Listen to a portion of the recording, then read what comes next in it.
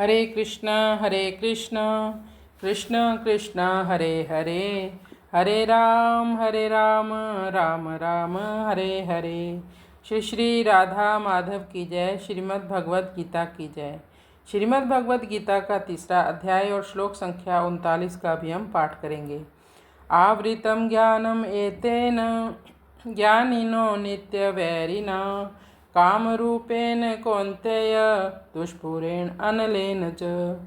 आवृतं ज्ञानम एतेन ज्ञानिनो नित्य वैरिना कामरूपेण कौन्तेय दुष्पूरेण अनलेन च। आवृतम ज्ञानम एतेन, इस प्रकार काम से ज्ञान ढका रहता है। ज्ञानी व्यक्ति के लिए काम नित्य का शत्रु है। काम रूपेण कौन्ते, हे कुंती नंदन, यह काम रूपी अग्नि जैसे अग्नि में घी डालने से, आहुति देने से अग्नि और बढ़ती है, कभी तृप्त नहीं होती, वैसे ये काम भी है।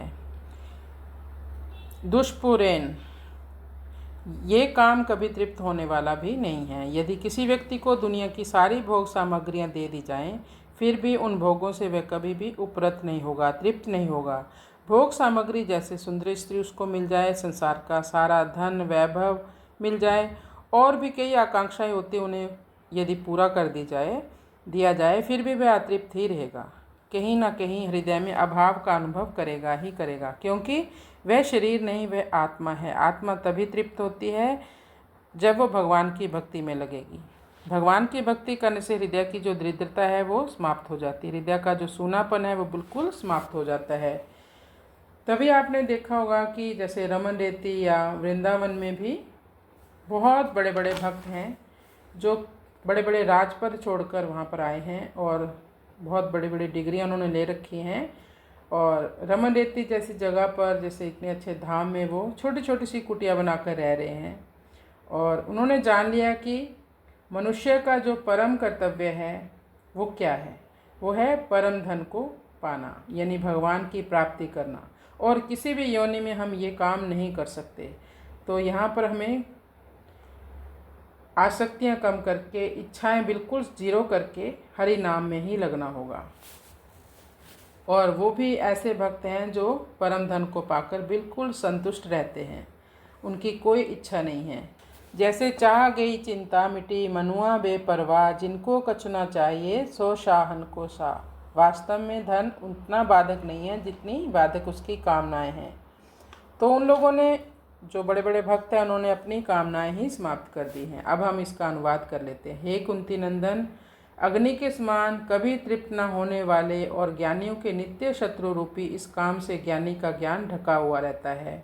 शत्रु क्यों कहा यहाँ पर काम को? क्योंकि जितना इसे तृप्त करने की कोशिश कर लें, ये कभी भी तृप्त होने वाला नहीं है और बढ़ता जाएगा और दुख देता है। आखिरी में ये हमें नरक में धकेलता है। जैसे अजामिल एक अच्छे घर में, कुल में पैदा हुआ था, अच्छा घर था, सुंदर पत्नी थी, गुणवान थी, लेकिन एक दिन ऐसा वैश्य के चक्कर में मोहित हो गया, फिर उसने जीवन में ऐसा कोई भी पाप नहीं था जो ना किया हो। ये संग का असर हुआ उसको। चोरी करने लग गया, लूटपाट करने लग गया, हत्याएं तक करने लग गया। कहाँ इतना अच्छे कुल में पैदा हुआ था और ब्राह्मण के घर में पैदा हुआ था। इसलिए हमें हमेशा भयभीत रहना चाहिए। कब हमारी बुद्धि विपरीत चली जाए इसका हमें कुछ पता नहीं है। तो इसलिए मन को हमेशा भगवान के चरणों में लगा कर रखें। यह शत्रु हमारे हृदय में ही बैठा है। हमें कुसंगति में नहीं पड़ना चाहिए। हमें ऐसे वातावरण में नहीं जाना चाहिए जहाँ पर से हमें कुसंगति दिखे या हमें कोई गलत सलाह देता हो या गलत बात करता हो। या मनुष्य को सदा के लिए महान बनाने के उद्देश्य से भगवान कामना को नित्य का वैरी बताकर उससे बचने के लिए सावधान कर रहे हैं, क्योंकि कामना ही संपूर्ण पापों और दुखों का कारण है। एक मनुष्य अपनी स्त्री को ढूंढ रहा था। मान लो एक आप छोटा सा उदाहरण ले लेते हैं। लोगों ने पूछा तुम्हारी स्त्री का नाम क्या है? उसने कहा फजीती। फिर पूछा कि तुम्हारा नाम क्या है? उसने कहा बदमाश। लोगों ने कहा घबराओ मत, बड़ी पतिव्रता स्त्री है तुम्हारी, अपने आप आ जाएगी।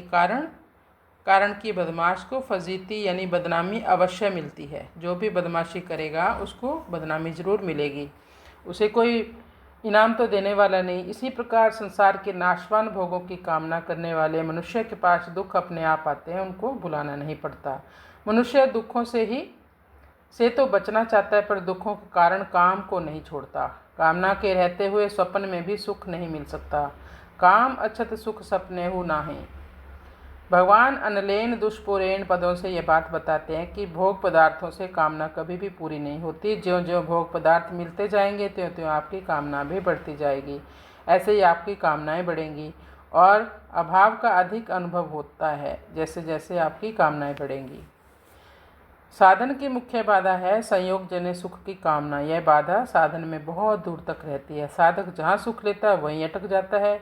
यहाँ तक कि वो अगर समाधि में भी जाएगा तो समाधि तक ही सीमित रहता है, वो आगे नहीं बढ़ता, वहीं अटक जाएगा। सात्विक सुख की कामना आसक्ति भी बंधन कारक हो जाती है। सुख संगेन बधनाति। इसलिए यहाँ भगवान ने संयोगजन्य सुख की कामना को विवेकी साधकों का नित्य का वैरी बताया है। ना तेषु रमते बुद्ध दुखमेव सर्वम विवेकिना, ये कहा है प्रभु ने। किसी शत्रु को नष्ट करने के लिए उसके रहने के स्थानों की जानकारी होनी बहुत जरूरी है। इसलिए भगवान आगे के श्लोक में ज्ञानियों के नित्य वैरी काम के रहने के स्थान बता रहे हैं। हरे कृष्णा कृष्ण कृष्ण हरे हरे, हरे राम राम राम हरे हरे।